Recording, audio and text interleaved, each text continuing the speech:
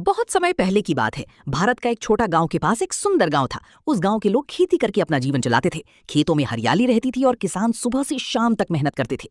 एक साल बरसात आने से पहले सभी किसानों ने अपने खेतों में बीज बो दिए। गेहूं, बाजरा और धान की फसलें धीरे धीरे उगने लगी। किसान बहुत खुश थे क्योंकि इस बार उन्हें अच्छी पैदावार की उम्मीद थी।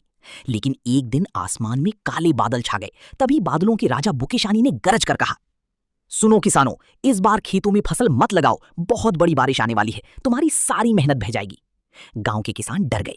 फिर भी एक बूढ़ा किसान बोला, अगर हम खेती नहीं करेंगे तो हमारे बच्चे भूखे मर जाएंगे, हम मेहनत करना नहीं छोड़ सकते। सभी किसानों ने हिम्मत जुटाई और फिर से खेतों में मेहनत करने लगे। उन्होंने दिन रात काम करके अपनी फसल तैयार कर दी। कुछ दिनों बाद अचानक आसमान में भयानक तूफान आया। तेज बारिश शुरू हो गई। बारिश इतनी हुई कि खेतों में पानी भर गया। देखते ही देखते किसानों की सारी फसल डूब गई। गांव में दुख छा गया। बच्चों की खाने तक का अनाज नहीं बचा। किसान रोते हुए बोले, अब हम क्या करेंगे, हमारे पास खाने के लिए भी कुछ नहीं बचा। तभी गांव के सभी किसान पास के पहाड़ पर बनी हाजुर देवता का मंदिर में पहुंचे। सबने हाथ जोड़कर प्रार्थना की, हे हाजुर देवता, हमारी रक्षा करो। अगर बारिश ऐसी ही होती रही तो हमारा पूरा गांव भूखा मर जाएगा। किसानों की सच्ची प्रार्थना सुनकर हाजुर देवता प्रकट हुए। उनके चेहरे पर तेज चमक रही थी। देवता बोले, तुम लोगों ने मेहनत और हिम्मत नहीं छोड़ी, इसलिए मैं तुम्हारी सहायता करूंगा।